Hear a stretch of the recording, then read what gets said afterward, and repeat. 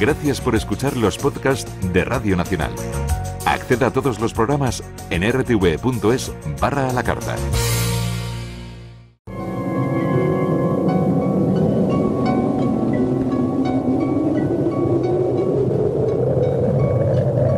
Solo cuando el túnel está en la más absoluta oscuridad es cuando puede volver otra vez la luz.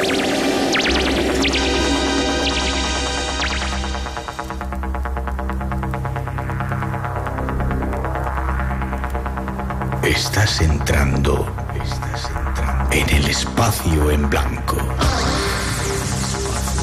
Una puerta a nuevas dimensiones de la existencia. Una nueva perspectiva sobre la realidad. Espacio en blanco.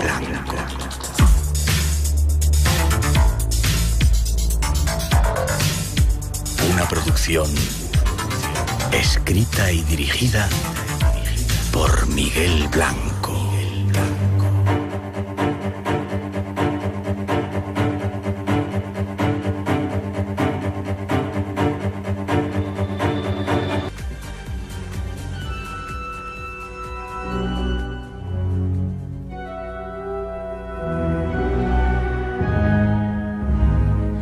Esta noche deseamos que nos acompañes para descubrir algunos de los peligros que nos acechan en este mundo del misterio que nos gusta.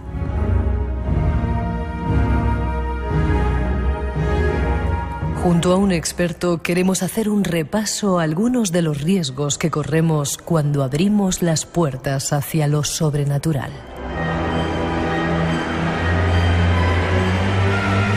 Desde el mundo de los videntes, pasando por los ovnis o la tabla Ouija.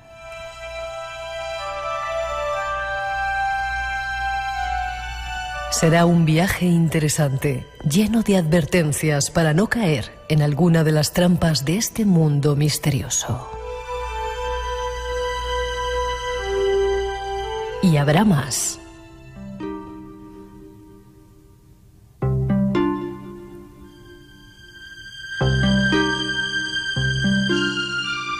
Testimonios de seres enigmáticos que a veces se asoman a nuestro mundo.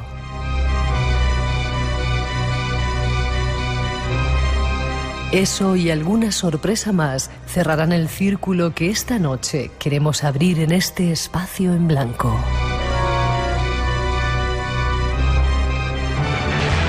Y como siempre, eres bienvenido a nuestra aventura.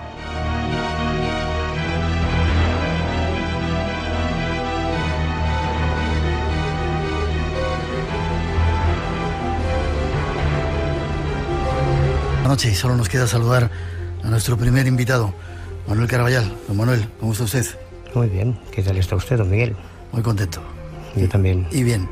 Estudiaste teología y criminología, llevas especializándote en el mundo de la criminalidad asociada a las creencias religiosas. Diriges ya hace años, desde 1992, El Ojo Crítico. Y bueno, hay unas cuantas aventuras que hemos vivido juntos por ahí, ¿verdad? Unas cuantas, Muchos años en el misterio, ¿por qué? Si eres además un descreído. Yo no tengo recuerdos. Hace poco lo pensaba, intentaba ir atrás en la memoria porque últimamente me ocupo mucho de Carlos Castaneda y la recapitulación, y intentando retroceder en la memoria lo más lejos posible. No tengo recuerdos en mi vida que no estén vinculados al mundo del misterio. Toda la vida llevo apasionado. Es lo único que me interesa. De hecho, no me interesa el deporte, ni la música, ni el cine. Lo único que me interesa es el mundo del misterio.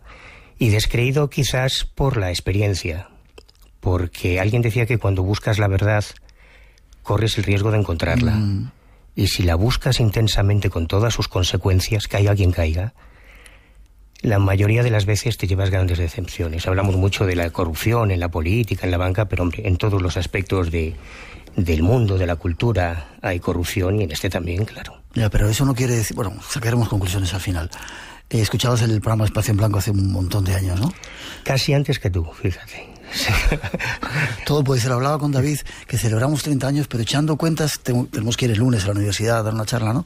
Yo creo que son más de 30 años del Espacio en Blanco. Yo creo que sí, porque yo tengo grabaciones magnetofónicas del año 87-88 y seguramente las hay anteriores. Sí, las hay anteriores seguramente. O sea que, pero bueno, estamos celebrando 30 años.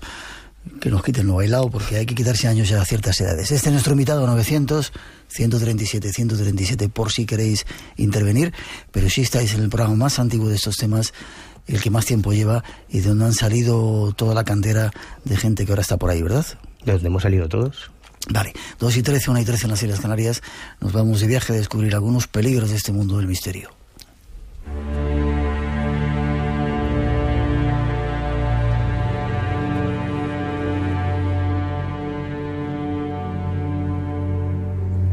El mundo de lo oculto ha llegado hasta la actualidad desde las sombras más antiguas de la historia. Su influencia en nuestros días se ha visto reflejada, por ejemplo, en medios tan populares como el cine.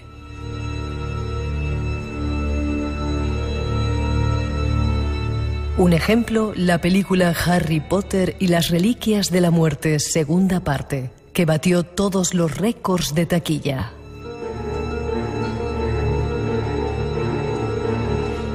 El primer día que se proyectó en los cines, la recaudación fue de más de $92 millones en los Estados Unidos, casi 20 millones más que la película anterior.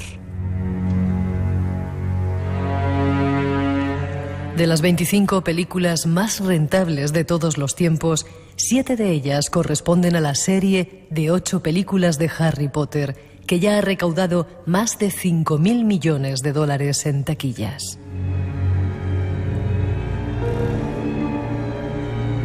Los temas de ocultismo también gustan mucho en los libros.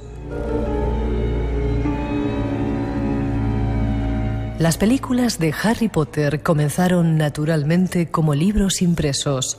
La venta de los 7 libros de la serie Harry Potter sumó 450 millones de ejemplares.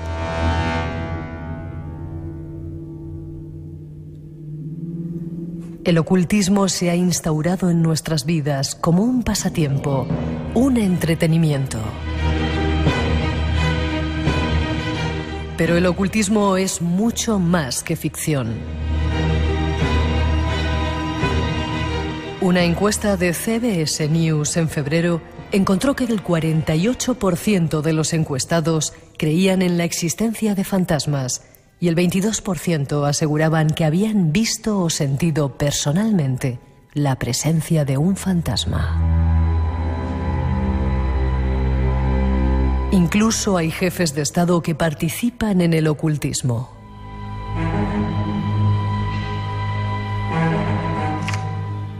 El exjefe de personal de la Casa Blanca del presidente Ronald Reagan informó en su autobiografía For the Record que el expresidente tenía un astrólogo escogido por su esposa que revisaba todos sus viajes y actividades. El London Daily Telegraph informó que la ex primera ministra Margaret Thatcher consultaba a un astrólogo por señales de peligros futuros. La mayor parte de los miembros del Parlamento de la India tienen su astrólogo personal contratado. Y aún en la antigua Unión Soviética, baluarte del materialismo, se impuso el ocultismo, pues Rusia está inundada de astrólogos, seguidores de ovnis, adivinos y parapsicólogos. Es el mundo del ocultismo en la actualidad. Conozcamos algo más de sus peligros. Bueno, pues ahí está la primera introducción. Manuel, ¿tú has visto fantasmas? ¿Crees en los fantasmas? No, yo creer ya no creo en nada. Hace muchos años que me cambié el foco de la pregunta. Yo o sé o no sé. Ya lo de creer, cuando quería ser cura me planteaba lo de la fe y ahora lo que necesito son seguridades, son evidencias, ¿no?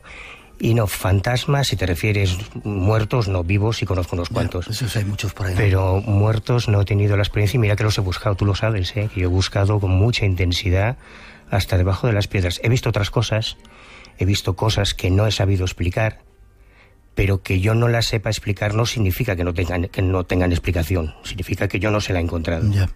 Vale, nos dicen que están entrando muchos WhatsApp dándote la enhorabuena por estar aquí y mandándote mensajes, y se me ha olvidado saludar a un montón de gente que ha venido a vernos. Perdonar que no os he saludado antes. El mundo del misterio gusta mucho a la gente, ¿no? Ahí tenemos el ejemplo de las películas, los libros, políticos que están metidos incluso en ello, ¿no? ¿Por qué? ¿Qué hay ahí que hace que te llame la atención todo esto? A mí no se me ocurre nada más fascinante que el mundo del misterio, porque... El fútbol también crea pasiones, lo que pasa es que quizás no estamos tan cerca de él y claro, no le hemos pillado el puntito. Quizá por eso, pero probablemente es compatible, probablemente a muchas personas a las que le gusta el fútbol también les fascina el mundo del misterio. Yo creo que el mundo del misterio, de lo desconocido, le fascina a todo el mundo, lo que pasa es que hay quien lo reconoce y quien no. Y sobre todo cuando ostentan cargos políticos, nos asombraríamos de la inmensa cantidad de políticos, de empresarios, que han sufrido también los peligros del ocultismo por su fascinación por estos temas.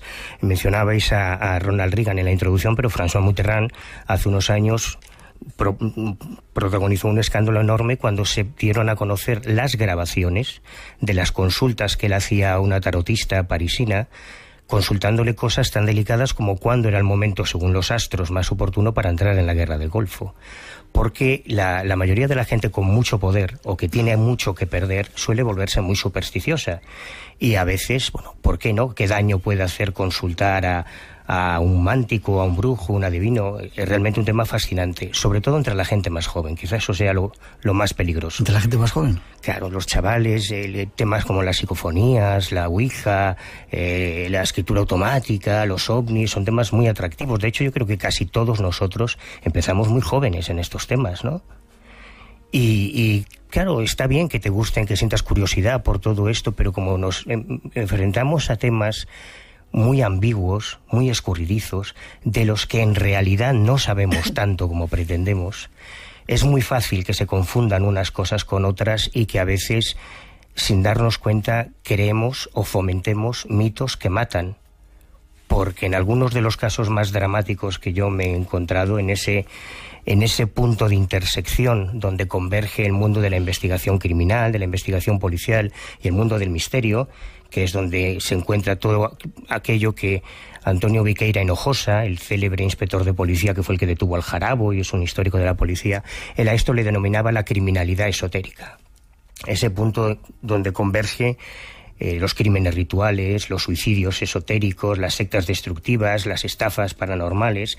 Hay toda una amalgama de delitos o de fenómenos delincuenciales, que se llaman en criminología, que tienen su móvil o su justificación en el mundo del misterio. Hablaremos seguramente a lo largo del programa de ello, pero políticos, Margaret Thatcher, yo no sabía que estaba metida en estas cosas también. Bueno, justo antes de la muerte de Lady Di, por ejemplo, recuerdo que se publicaron unas fotografías de Lady Diana con Dodi Al-Fayed consultando en helicóptero a una conocida vidente. Toda la casa real británica, sobre todo el príncipe Carlos, también el príncipe Andrés, han estado siempre muy vinculados en el mundo de la ufología, de los videntes, del esoterismo, pero vamos, la reina Sofía, los reyes de España. ¿Te iba a preguntar en España? Sin ir más lejos, claro. Nuestra Casa Real ha estado, no solo ha sentido un interés, sino que han sido partícipes.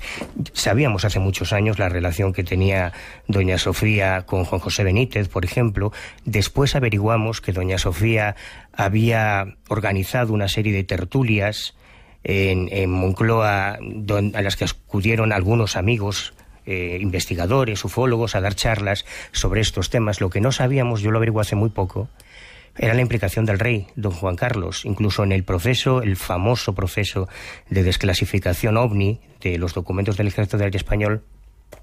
De los últimos documentos que conseguimos, que no están desclasificados todavía, es una carta en la que el rey le pide expresamente a Emilio Alonso Manglano, al anterior director del CSI, del Servicio de Inteligencia Español, que haya una participación en un curso de verano que organizó Juan José Benítez en la Complutense para desclasificar los informes OVNI. O sea que no es algo tan extraño. En otro tiempo, cuando estábamos en el espacio en blanco, llegaban algunas llamadas que no habían escuchado el programa y había que enviarles la grabación a determinado aspecto de la Casa Real. El mundo del misterio está entonces en todos los sitios, ¿no? Llega a todos los estamentos sociales y a todos los lugares. A todos lados. Quizá porque es la vida. La propia vida es un misterio. Evidentemente, ¿y quién no se ha preguntado alguna vez qué le va a suceder en el futuro? ¿Quién no ha tenido inquietud por saber si existe vida después de la muerte? O si puede comunicarse con una persona querida que ha fallecido recientemente. No es una cuestión. Ese fue un error que se mantuvo mucho tiempo cuando empezábamos a estudiar las sectas o las estafas esotéricas y tratábamos de establecer un perfil de la víctima. Se solía decir que, bueno, que estos eran tonterías en las que solo cree gente de escaso nivel cultural. Eso se decía antes, ¿no? Es una estupidez. Cuando tú revisas los atestados o las diligencias judiciales de los casos, por ejemplo, yo siempre menciono el de Heidi Fitkau en Tenerife, aquel grupo que hace unos años casi protagoniza un suicidio colectivo. La inmensa mayoría de sus seguidores eran ingenieros, arquitectos, médicos, gente, y nosotros lo sabemos, quienes estamos en el mundo del misterio, que la mayoría de las personas que se acercan a nosotros es gente que tiene la cabeza muy bien amueblada, porque no tiene que ver con el nivel cultural, sino con las emociones. Yo también digo siempre que los estafadores esotéricos o las sectas no atacan al cerebro, no atacan al intelecto, sino al corazón, porque es el órgano que está más cerca de la cartera, que llevas en la billetera, ¿no? O sea, que es una cuestión de emociones. Una persona que tenga emociones, que tenga sentimientos, que tenga inquietudes, lógicamente va a sentir interés por estos temas, y eso puede hacerle vulnerable. A lo mejor en vez de la cartera es porque van al camino del corazón, ¿no? Que dicen que es el camino correcto, digo yo. Bueno. 900-137-137 por si queréis preguntar. 2 y 24, 1 y 24 en las Islas Canarias. Seguimos adelante. Esta noche queremos daros algunas claves de esos peligros del mundo del ocultismo. Espacio en Blanco. 30 años descifrando misterios. Con Miguel Blanco. En Radio Nacional de España.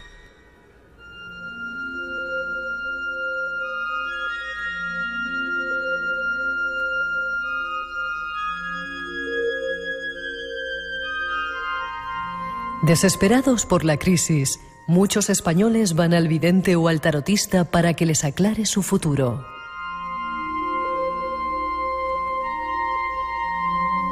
Lo único claro es que el esoterismo hace caja y el fraude crece.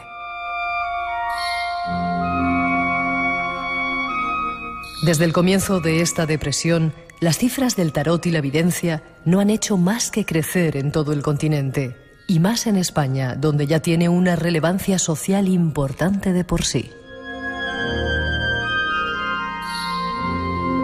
Se calcula que este mercado mueve tan solo en nuestro país en torno a los 3.000 millones de euros al año, aunque dar cifras cerradas es muy complicado debido a que la mayor parte de las transacciones se hacen en dinero negro, por lo que nadie tiene constancia de la realidad. De hecho, se estima que solo en España hay hasta 100.000 personas dedicadas a este tipo de trabajos.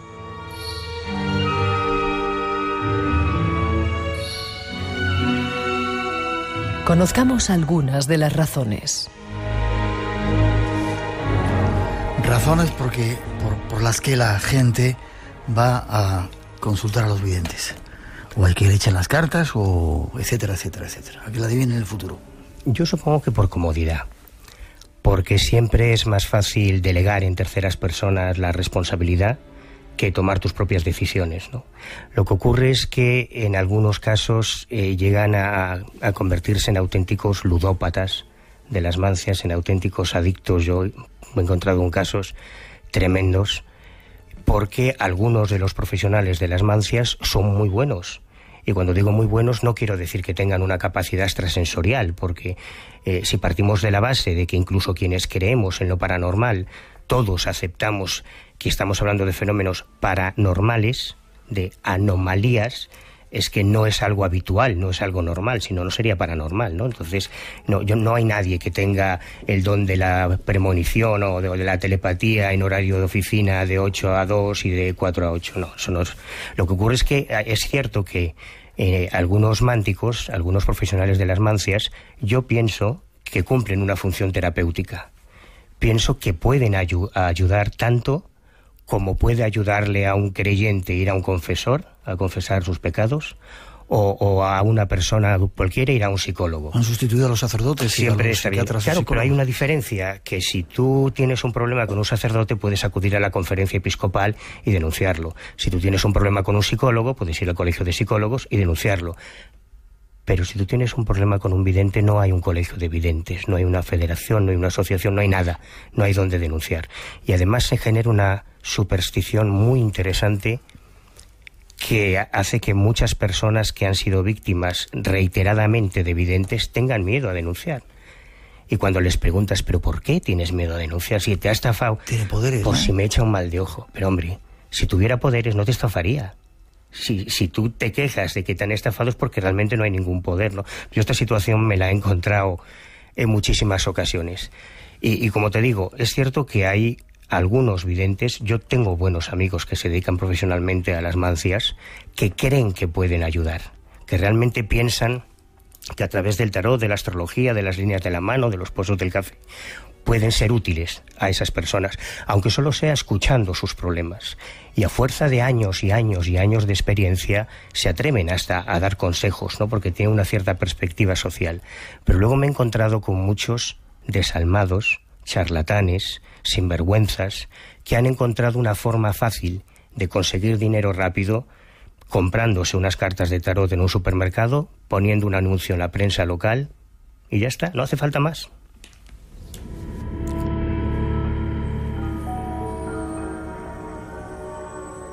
Pero admites que es de los otros. Hace tiempo estuvo, no voy a decir el nombre, una gallega, que la trajo también Miguel Pedrero, ¿te acuerdas? Que trabajaba con la policía, no quiere aparecer, y hace años que estuvo en el programa, decía hace poco, y todavía hace poco la gente todavía nos sigue pidiendo ese contacto, ¿no? Una mujer que no trabaja en ello, no tiene esos dones de... La conozco además personalmente, sé quién dices. Hay gente que tiene un toquecito de vez en cuando, ¿no? Un toquecito de vez en cuando. Ese es el problema. Además, yo he trabajado muchísimo el tema de los detectives psíquicos, de la colaboración entre videntes y cuerpos y fuerzas de seguridad del Estado. Incluso recuerdo una experiencia con esa mujer en un coche con un teniente, ahora capitán de la Guardia Civil, buscando el paradero de un posible cadáver por las carreteras de Galicia. Y es cierto que hay personas que parece que en un momento determinado tienen un flash, pero ese es el problema. Por eso es tan difícil estudiar todo eso, porque son cosas esporádicas que no conseguimos repetir, por eso no las conseguimos comprender. Quien te venda que puede hacerlo en cualquier momento, en cualquier circunstancia, tiene que demostrarlo. Y es muy fácil. Yo sé cómo podemos hacerlo, tenemos los laboratorios, los hospitales, el instrumental, para que cualquiera que quiera someterse a un examen científico podamos hacerlo. Lo que pasa es que quienes viven profesionalmente de eso normalmente no tienen interés por someterse a esas pruebas. Ya, 3.000 millones de euros al año, decíamos las cifras, y 100.000 personas en España dedicadas a esta historia. Bueno, eso es lo que dice Montoro. Pero de esos 3.000 millones, evidentemente hay mucho más, porque la inmensa mayoría de los profesionales, en la inmensa mayoría de los gabinetes, no emite factura, no te dan un recibo, todo es economía sumergida. Entonces, esa cifra que da Hacienda de 3.000 millones, como los 2.000 millones de esos 3.000 que se supone que son en los tarots telefónicos, los programas estos que hay de madrugada, de televenta, bueno, eso es una cifra aproximada, pero probablemente el importe total es muchísimo mayor. ¿Y cómo podría ser el retrato de un adicto a este tipo de cosas? Es que hicimos un estudio hace muchos años, yo no sé si te acordarás, porque precisamente en el programa pusimos también algún anuncio. Yo buscaba personas que considerasen que habían sido estafadas por videntes y puse anuncios en varias revistas especializadas, en Karma 7, en Más Allá. Aquí pusimos en su día un anuncio en otros programas y me escribió un montón de gente. Y con eso yo pretendía hacer un estudio que luego se publicó en la revista del Cuerpo Nacional de Policía sobre cuáles eran los tipos de estafas esotéricas más habituales, cómo funcionaban, cuál era el perfil de las víctimas y cómo protegernos.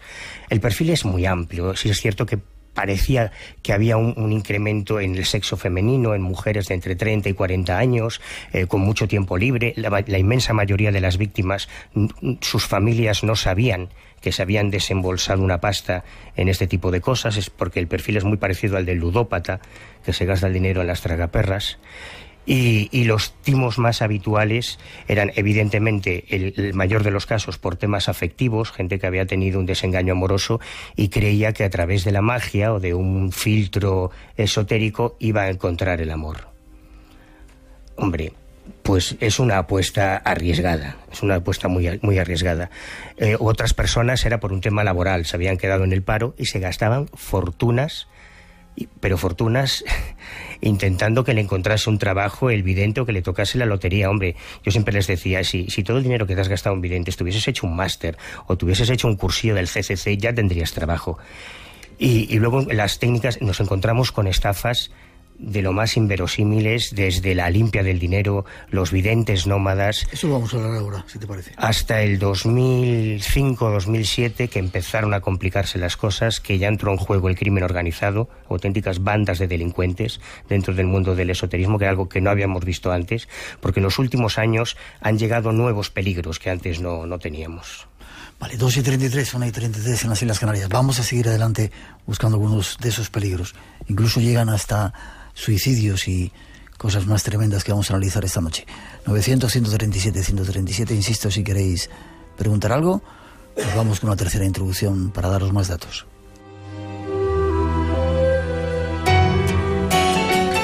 Yo leo, tú lees, ellos leen.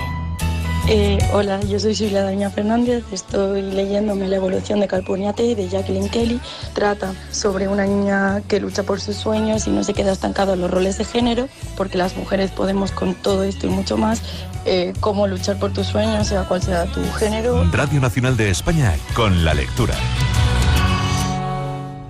Espacio en Blanco, en Radio Nacional, con Miguel Blanco. Con más de todo ello. Ahí estaba un poco esa información. Videntes nómadas. Cuéntame. Sí, yo los bauticé así porque el primer caso que nos llegó, recuerdo que era del Papá Mustafa, de un brujo guineano o nigeriano, o sea, de África, de un país africano, y empezaron a llegarnos denuncias de este personaje. Y lo curioso es que nos llegaban denuncias de distintas ciudades españolas, porque antes del mismo personaje. Del mismo personaje. Antes nos enfrentábamos a videntes que estaban establecidos en una determinada ciudad y trabajaban en esa durante largos periodos de tiempo, pero el primero que localizamos este tipo en el año 2000 era itinerante. Él llegaba a una ciudad, alquilaba un bajo comercial o una habitación de un hotel, insertaba anuncios en la prensa local. Luego, con el paso de los años, vimos que empezaban a hacer buzoneo, que imprimían pasquines, folletos, se los dejaban en el salpicadero del coche, en tu buzón. Y así captaban clientes porque no eran conocidos, acababan de llegar a esa ciudad. Y recuerdo que la primera víctima que nos habló del Papá Mustafa de esa garantía que él te daba fue una mujer que tenía un asador, un restaurante, y que acudió a él por problemas de dinero. Él le dijo que podía hacerle un trabajito y que le garantizaba que iba a recibir un desembolso económico muy grande, pero fíjate, estoy tan seguro de que te va a tocar la lotería que si no te toca, yo te devuelvo el dinero. Y dices, caray, ante esto, ¿cómo no te vas a fiar? Es más, te cobro solo la mitad y la otra mitad me la pagas cuando te toque la lotería. Dices, hombre, pues claro, con estas garantías, ¿cómo no vas a fiarte, no? Claro, si te iba a cobrar 20.000 euros por el trabajito, pues te dice que te iba a cobrar 40, solo la mitad van a ser los 20.000 que vas a pagar igual. Y cuando pasa el tiempo y evidentemente no ocurre nada y quieres acudir a reclamar que esta persona pues te devuelva el dinero, esta persona ha volado, esa habitación ya está vacía y está ya en otra ciudad buscando otros clientes. Luego vamos a dar una serie de recomendaciones que tú mismo has hecho y que se han publicado en la revista de la policía para evitar ese tipo de cosas, ¿no?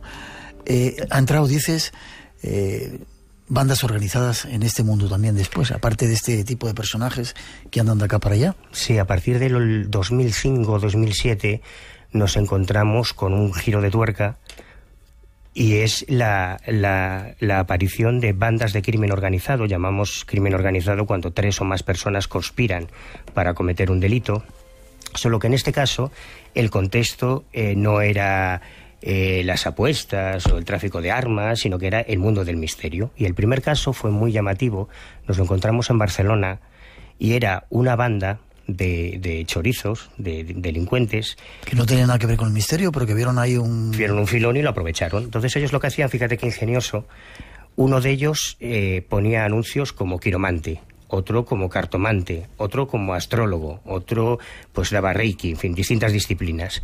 Cuando llegaba el cliente a la consulta del primero y ya le contaba todos sus problemas, él le diagnosticaba algo muy grave, tan grave que él no lo va a poder curar. Pero conoce a un experto muy bueno en otra disciplina que ese sí te va a poder ayudar. Y lo mandaba a la consulta del colega. El colega ya tenía toda la información del primero, demostraba unas capacidades de adivinación espectaculares, porque ya antes de que abriese la boca ya le contaba todos sus problemas, y ratificaba el diagnóstico del primero. Pero era tan grave el problema que tenía que ir a un tercer especialista. Claro, cada uno de ellos le sacaba la pasta, ¿no?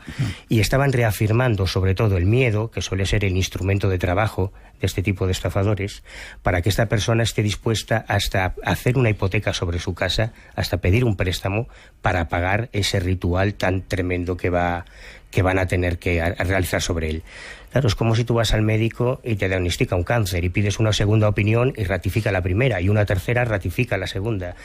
Pues este tipo de personajes, de bandas de crimen organizado, han empezado a funcionar en España. Una de las que nos resultó más sorprendente, la banda de Esmeralda, una vidente brasileña que dejó un rastro de estafas literalmente desde La Coruña hasta Mallorca, en las Islas Baleares, por distintas ciudades españolas, estafando cientos de miles de euros con su organización de falsos brujos, porque con esto además ocurre algo que pasa con todos los aspectos de la cultura. Todo lo que viene de fuera, todo lo que sea exótico, nos parece más convincente, ¿no? Mi abuelo siempre decía que él, si no cree en la religión católica, que es la verdadera, va a creer en otras. Pues aquí parece que si el que viene es un santero, o un babalao, o un palero, es argentino, brasileño, africano, es algo exótico, parece que va a tener más poderes mágicos o más capacidades paranormales que la bruja de toda la vida, que el curandero del barrio de siempre, ¿no? Y no es así. Ese exotismo no es garantía de fiabilidad en estos temas. La banda de la Santera, ¿tiene que ver con esto? ¿Es lo que decías? Sí, este era el caso de Esmeralda, que improvisaba rituales de limpias, porque el timo del trabajito es uno de los más habituales que nos encontramos. Consiste en que te diagnostican que esos problemas por los que tú acudes al vidente, sea cual sea, se deben a que alguien te ha hecho un trabajito de magia. Un trabajito de magia que hay que contrarrestar con otro ritual que va a ser muy caro y por el que te pueden pedir lo que sea. Hay una variante que es el de la limpia del dinero, que es muy pintoresca, que suele darse en ámbitos rurales, más que en los urbanos, en pequeños pueblos, donde es el vidente el que aparece en tu casa. Tú no acudes al vidente. Esto ocurre a veces, que alguien que tiene un comercio en algún pueblo de España de repente recibe la visita de un vidente que dice que ha tenido una intuición de que esa persona tiene un problema muy grave, que él le puede ayudar, y al final el truco de este timo consiste en purificar tu dinero o tus joyas, los temas de valor, que es donde pesa esa mala vibración, ese ritual de magia que te han hecho. El ritual se tiene que hacer sacando todo tu dinero del banco, colocándolo en unos paquetes que se van a someter a un ritual de limpia, que luego tú tendrás que tener sometiéndose a baños de sol o de luna durante varios días. Claro, para que no los abras antes de tiempo. Y cuando los abres te das cuenta de que te han pegado el cambiazo y en vez de billetes hay recortes de periódico y en vez de joyas hay bisutería. Y cuando tú quieres acudir a ese vidente, pues ya no hay manera de localizarlo, porque es uno de esos nómadas que te decía. Y ahí sí te han limpiado el dinero, ¿no? Y ahí te han limpiado hasta el último céntimo, sí. 2:43, 1:43 en las Islas Canarias. Seguimos adelante. Vamos a un tema todavía más peliagudo de este mundo del misterio, en el que se llega incluso hasta la muerte. 900-137-137 por si queréis intervenir. Ahí hay más datos. Esta noche, en Espacio en Blanco. Yo le dije, mire, es que yo estuve aquí ayer y hablé con un sacerdote que llevaba un hábito blanco. Y me dijo, mira, imposible, hija. Te has tenido que equivocar de iglesia. Digo, no, mire, padre, perdóneme, yo no me he equivocado de iglesia, yo estuve aquí ayer. Dice, eso es imposible porque no hay confesión en día de diario y además nuestra orden no lleva hábito blanco, nunca la ha llevado.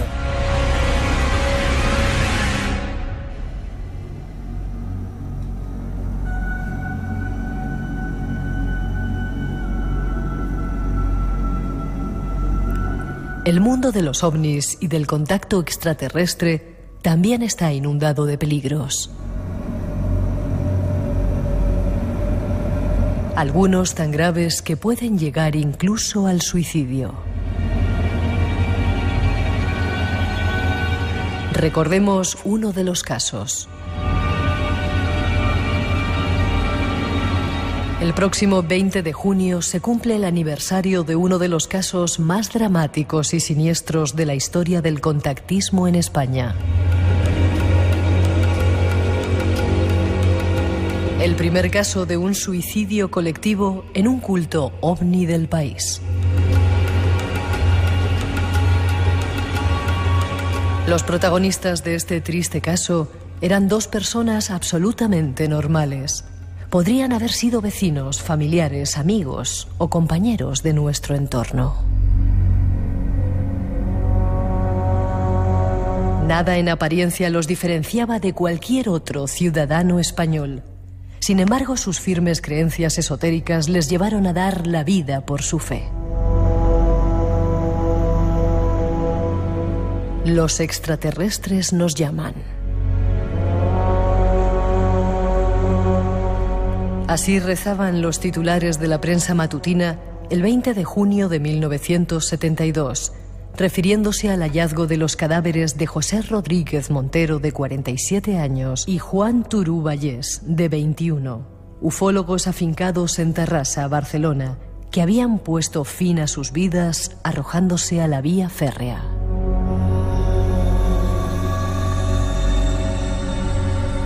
Era el caso de los suicidas de Tarrasa. Solo un ejemplo. Conozcamos algo más. Bueno, ese es quizá uno de los casos más conocidos, ¿no, Manuel? Dos personas que podían pasar por vecinos nuestros, absolutamente normales, a los que les llaman los extraterrestres y ponen la cabeza en el tren y se van a otro planeta, ¿no? Más conocidos ahora, porque cuando Josep Guijarro y yo empezamos a investigar el caso, nadie quería hablar de los suicidas de Tarrasa. Era tan enorme la vergüenza que sentía la comunidad ufológica, lógicamente, que nos lo pusieron realmente complicado. Ahora es un caso muy conocido, se ha publicado en todos lados, pero en aquel momento, cuando hicimos la investigación, fue muy costosa, fue muy árida, muy sórdida. Nos lo pusieron realmente difícil, porque era la primera vez que nos enfrentábamos a algo tan terrible como que una creencia tan aparentemente inocua como el fenómeno ovni, que dentro de lo que es el panorama del misterio parece lo más inofensivo, ¿no? Pues si tú quieres creer que hay extraterrestres o creer en los ovnis, no debería haber ningún problema. Pues en ese caso ejemplifica cómo hasta algo tan aparentemente inocente puede tener su riesgo, sobre todo porque uno de los suicidas, Joan Turú, tenía 21 años, estaba a punto de casarse, a 2 semanas de su boda, era un ufólogo, era un investigador de ovnis, un chaval que había puesto anuncios en la revista Algo, en Karma 7, buscando testigos. Era un Miguel Pedrero, un David Cuevas o un yo mismo, con 21 años, hasta que conoció a ese personaje tan atractivo, tan carismático y tan problemático, que era José Félix Rodríguez Montero, y que le convenció de que los ovnis no solamente existían, sino que provenían del planeta Júpiter, y de que él tenía la capacidad para llevarle a ese planeta. Lo único que tenían que hacer era desprenderse del cuerpo físico para que saliese el cuerpo astral. Ya, y lo hicieron. Y lo hicieron dejando un orificio de salida que era sus propios cuellos. Por eso eligieron una forma tan brutal como ser decapitados por un tren. Y hicieron algo tremendo, porque nosotros estuvimos con las familias. Yo además no me quito de la cabeza la madre de Joan Turú, que totalmente destrozada, claro, cuando removimos años después la historia, porque ella consideraba que a su hijo le habían matado los ovnis. ¿Y con qué cara le dices tú que no, no? Y es que hicieron una cosa hasta cierto punto cruel. Escribieron unas cartas justo antes del último día, unas cartas. Yo además reproduzco en el libro una de ellas con una nota manuscrita escalofriante que ellos pusieron en el correo justo antes de tomar el tren hasta el apeadero de Torrebónica, bajarse y colocarse en las vías del tren.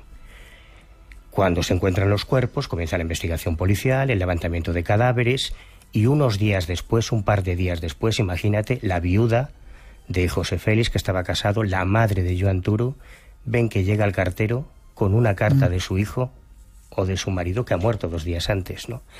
Las que con una frialdad enorme le dice que no lloren por ellos, que ellos están en otro lugar con unos seres le da unas indicaciones, los libros de la estantería de al lado de la mesa, si no te importa, es mi voluntad que se los des a los de Zaragoza, que eran otros miembros del grupo de contacto, varios de los cuales intentaron suicidarse también. O sea, que el caso de los suicidas de Tarrasa, que es mucho más largo, tiene más recorrido, ¿no?, ejemplifica muy bien cómo hasta algo tan inocente como los ovnis puede tener sus riesgos. Hay más casos, ¿no?, de gente que llega incluso a suicidarse. Cassandra, es un caso que conoces bien. Cassandra, me toca mucho porque Cassandra fue mi primera maestra. Tú fuiste el último, pero Cassandra fue la primera.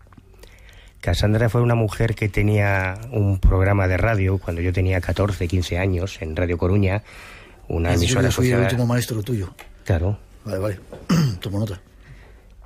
Y cuando éramos un grupito de adolescentes de 14, 15, 16 años, le escribimos. Ella hacía un programa los jueves, tenía un consultorio mántico y luego hablaba cada jueves de un tema, la psicofonía, los ovnis, Stonehenge. Y debimos hacerle gracia a aquellos chavalitos porque nos adoptó como una especie de ahijados. Y yo la primera vez que hice la Ouija fue con Cassandra. Y la primera vez que eché las cartas fue con Cassandra. Y la primera carta astral que hice fue con Cassandra.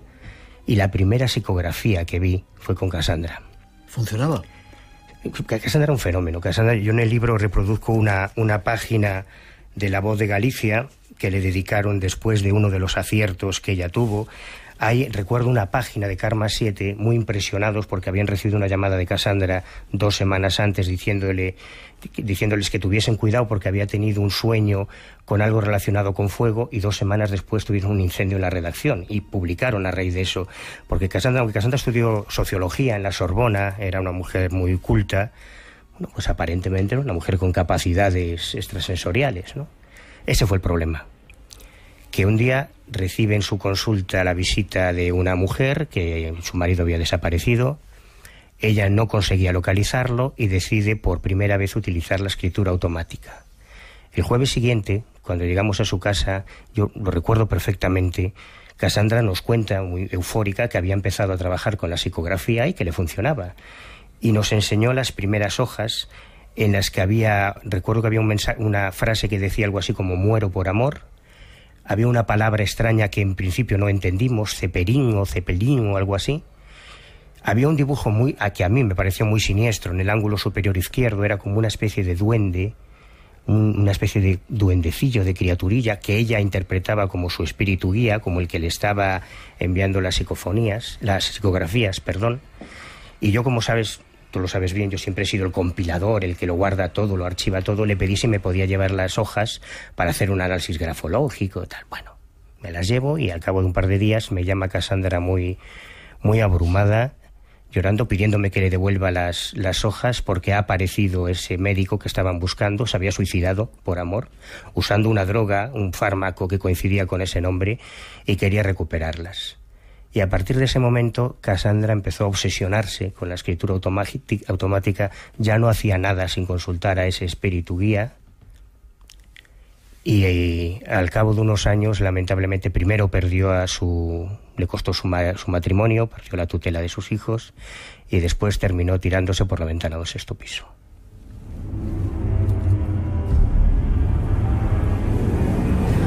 Son los casos quizá más extremos de estas creencias en este mundo, ¿no? Otra cosa que hemos vivido, que has vivido bien, son los exorcismos, ¿no? Diferentes tipos de exorcismos en la religión cristiana, no católica, cristiana, donde hay tela marinera ahí, ¿no?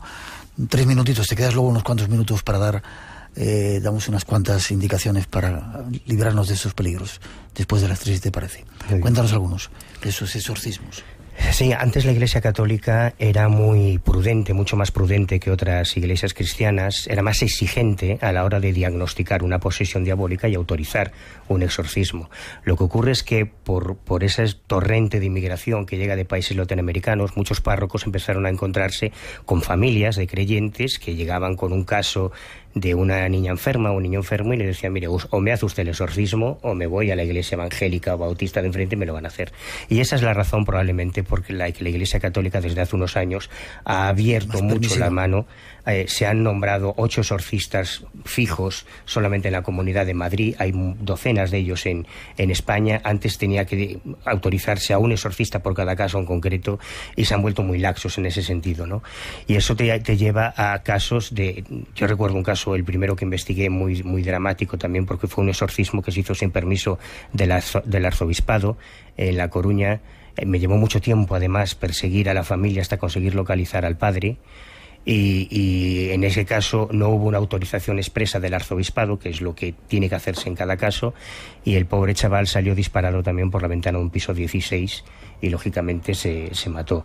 Hubo un caso muy interesante en Roquetas de Mar en los 90, en este caso en las iglesias evangélicas, que muestra un poco el problema que tiene la policía a la hora de enfrentarse a este tipo de casos, porque ahí el jefe de la policía local recibe la llamada de que hay unos menores metidos en un barracón en un pueblo de Almería, en Roquetas, pegando gritos, revolcándose por el suelo y con un pastor evangélico que les dice que están poseídos por el demonio. Y el policía decide intervenir, dice que eso no le parece bien y decide intervenir e interrumpir los exorcismos y llevarse al exorcista. Bueno, pues al final le expedientaron a él porque el exorcista contaba con el permiso de los padres, que era una comunidad gitana que consideraban que sus hijos estaban poseídos, y ahí la ley es muy permisiva, y así debe ser. Todas las creencias, por absurdas o por ridículas que nos puedan parecer, están amparadas por la Constitución. Y si unos padres consideran que su hijo está poseído y necesita una terapia de choque, como es un exorcismo, ahí la policía difícilmente puede actuar. Eso se sigue haciendo ahora, ese tipo de exorcismos, ¿no? Sí. Que son bastante duros en religiones cristianas. Y bastante habituales, ¿no? Y no solo en religiones cristianas. Hace poco estuvimos en la Universidad Complutense asistiendo a una conferencia interesantísima de una médico de familia que ha empezado a atender casos de inmigrantes magrebíes poseídos por jinnes, por genios del Corán. Claro, cuando llega la inmigración, llega con todas sus creencias, y esta es una médico que nos contaba que de repente empezaron a recibir en la consulta familias magrebíes o subsaharianas que llegaban con unos síntomas que no eran capaces de identificar, una especie de ataques de histeria, y poco a poco, gracias a ir ganando la confianza de las familias y con intérpretes, descubrieron que se trataba de posesiones que también existen en el Islam, como en el judaísmo, como en el budismo, en todas las religiones. Lo bueno, lo malo que tiene esta época de globalización y de integración de distintos pueblos es que las creencias también fluyen, pasan de un país a otro y a veces se sincretizan unas con otras. Hay varios casos que quiero que me cuentes, el de las sacerdotisas satánicas y el caso de Javier M. No sé si en 30 segundos nos puedes avanzar el de Javier M. Javier M es ese que te decía, ese chaval que tuvo un desenlace dramático. Su padre quedó muy traumatizado por la historia, y en la calle División Azul de La Coruña, ahora ya se le cambió el nombre, no recuerdo cómo se llama ahora, pintó una cruz en el suelo en el lugar donde supuestamente no, donde impactó el cuerpo de Javier, y dejaba unos folletos que decían: mi hijo víctima de cruzados y exorcistas de la dictadura, porque no se había autorizado, en ese caso, como antes ocurría, que para que un sacerdote católico realizase un exorcismo tenía que nombrarse una comisión de investigación, el arzobispado tenía que aceptar que no había una explicación psiquiátrica o psicológica, pero es que ahora hay tantos candidatos, llega tanta gente convencida de que está poseída, que en el Vaticano se organizan cursos de exorcistas, se ha puesto en marcha una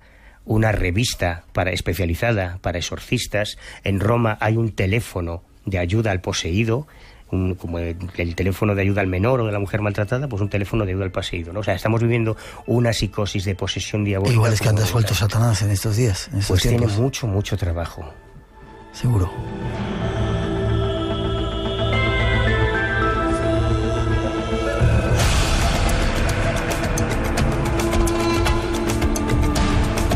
Hemos de hacer una mínima pausa. Llegan las noticias a las 3, las 2 en las Islas Canarias.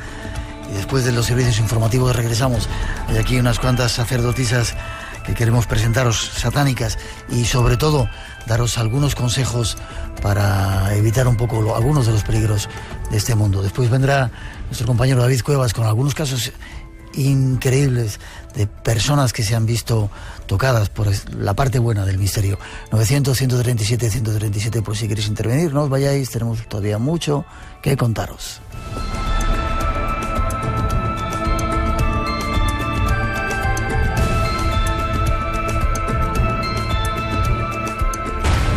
Esta noche, en Espacio en Blanco... Yo le dije, digo, mire, es que yo estuve aquí ayer y hablé con un sacerdote que llevaba un hábito blanco. Y me dijo, mira, imposible, hija. Te has tenido que equivocar de iglesia. Digo, no, mire, padre, perdóneme, yo no me he equivocado de iglesia, yo estuve aquí ayer. Dice, eso es imposible porque no hay confesión en día de diario y además nuestra orden no lleva hábito blanco. Nunca la ha llevado.